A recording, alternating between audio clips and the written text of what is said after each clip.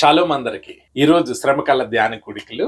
ఈరోజు దేవుడు మన కొరకు ఏర్పాటు చేస్తున్న వాక్యము లూకా సువార్త 22వ అధ్యాయం 42వ వచనం ఒకసారి చదువుదాం. తండ్రి, ఈ గిన్నె నా యొద్ద నుండి తొలగించుటకు నీ చిత్తమైతే తొలగించుము, అయినను నా ఇష్టము కాదు నీ చిత్తమే సిద్ధించును గాక అని ప్రార్థించాను. ప్రియమైన వారులారా, ఇక్కడ యేసుక్రీస్తు చేస్తున్న ప్రార్థన, తండ్రి నీ చిత్తమైతే ఈ గిన్నెను నా యొద్ద నుండి తొలగించు. ఏంట గిన్నె?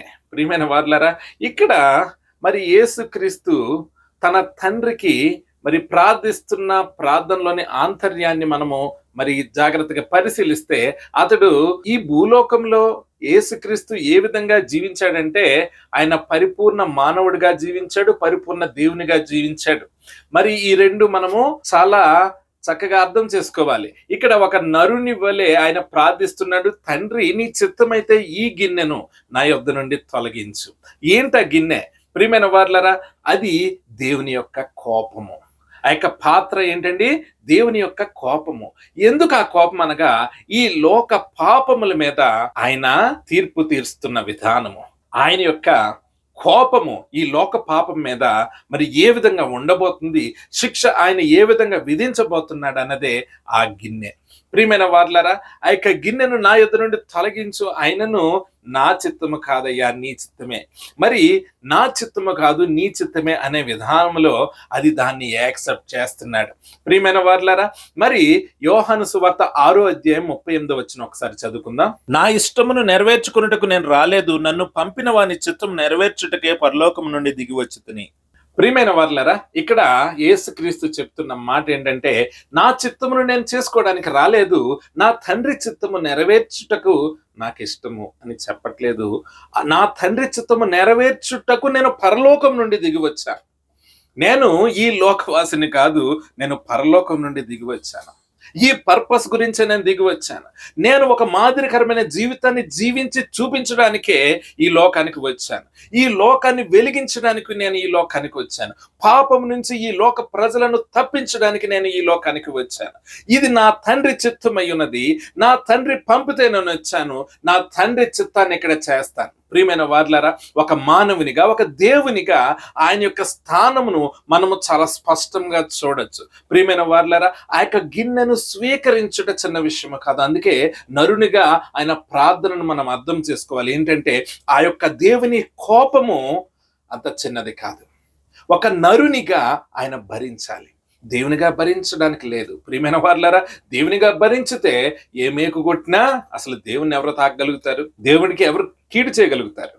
ప్రియమైన వార్లరా, ఒకవేళ ఆయన చేయాలనుకుంటే నొప్పి లేకుండా అన్ని భరించవచ్చు, కానీ ఆయన ఒక నరునిగా అవన్నీ భరించడానికి ఇష్టపడ్డాడు. ప్రియమైన వార్లరా, అయితే ఆయన అంటున్నాడు, నా తండ్రి చిత్తము చేయడం కొరకే నేను ఈ లోకానికి దిగి వచ్చాను. ప్రియమైన వార్లారా, మరి రోమిలికి రాసిన పత్రిక 5వ అధ్యాయం 9వ వచనం ఒకసారి చదువుకుందాం. కాబట్టి ఆయన రక్తం వలన ఇప్పుడు నీతిమంతులముగా తీర్చబడి మరింత నిశ్చయముగా ఆయన ద్వారా ఉగ్రత నుండి రక్షింపబడుదుము.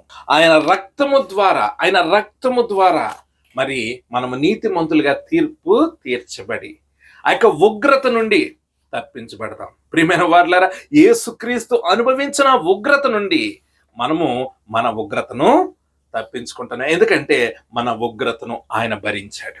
ప్రియమైన వార్లారా, అది ఆయన ప్రేమ. ప్రియమైన వార్లారా, ఈ వాక్యం ద్వారా ఈరోజు దేవుడు మనతో మాట్లాడుతున్న విధానం ఏంటంటే విధేయత. దేవునికి విధేయత చూపించడం, తండ్రికి విధేయత చూపించాడు. అటువంటి విధేయత మనము చూపించాలని దేవుడు మనల్ని అడుగుతూ ఉన్నాడు.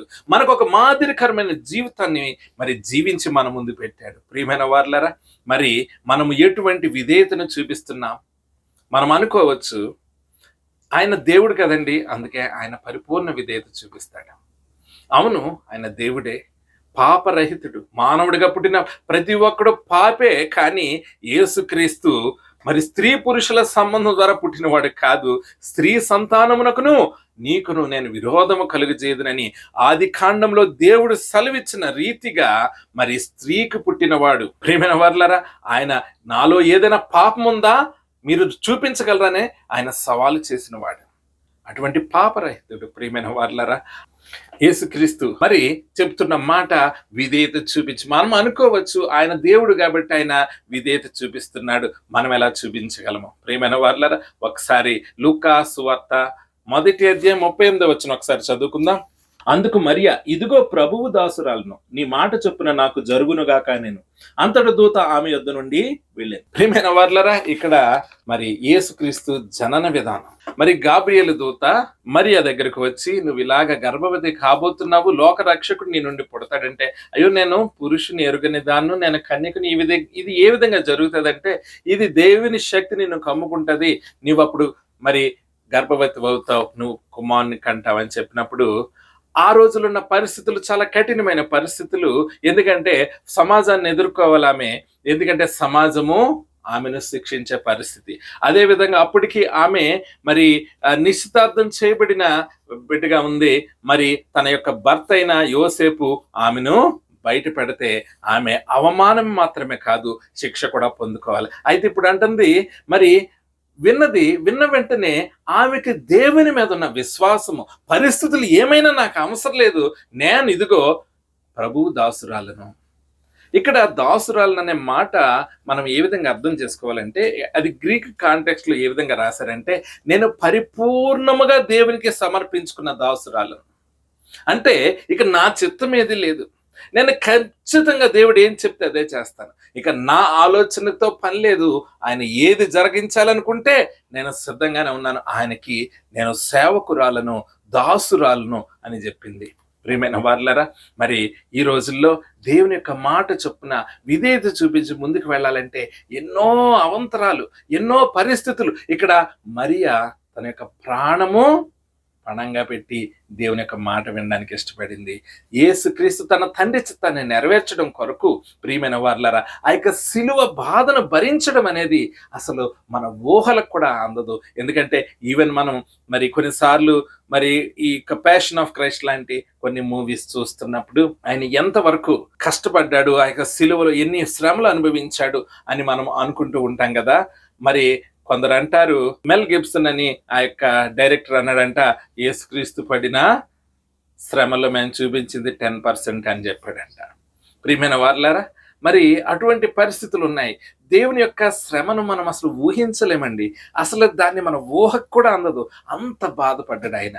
అందుకని అన్నాడు, తండ్రి చిత్తమైతే ఈ గిన్నెని నా యొద్ద నుండి తొలగించి, ఎన్నో నా చిత్తం కాదయ్యా, నీ చిత్తం చేయడానికే కదా నేను వచ్చాను. అవును, మనం ఈ విధంగా చేయకపోతే మరి వీరందరూ నశించిపోతారు కదా అన్నది దేవుని యొక్క మహాసంకల్పము, ప్రేమ. ఆయన మన ఎడల తన ప్రేమను కనపరిచి అంటున్నాడు, నాకు విధేయత చూపించండి, నేను మిమ్మల్ని అనాథలుగా విడిచిపెట్టినట్టున్నాడు. కానీ మనం చాలాసార్లు దేవుని యొక్క మాటకు విధేయత చూపించాం. ప్రియమైన వారలారా, మరి అదేవిధంగా హెబ్రీయులకు రాసిన పత్రిక 5వ అధ్యాయం 8 నుంచి 10 వరకు ఒకసారి చదువుకుందాం. ఆయన కుమారుడై ఉండి తాను పొందిన శ్రమల వలన విధేయతను నేర్చుకొనెను, మరియు ఆయన సంపూర్ణ సిద్ధి పొందినవాడే మెల్కీసెదెకు యొక్క క్రమములో చేరిన ప్రధాన యాజకుడని దేవుని చేత పిలువబడి తనకు విధేయులైన వారికి అందరికీ నిత్య రక్షణకు కారకుడాయను. ప్రియమైన వారలారా, యేసుక్రీస్తు ఎంత స్పష్టంగా చెప్తున్నాడంటే, తన పొందిన దెబ్బల చేత విధేయతను నేర్చుకున్నాడు.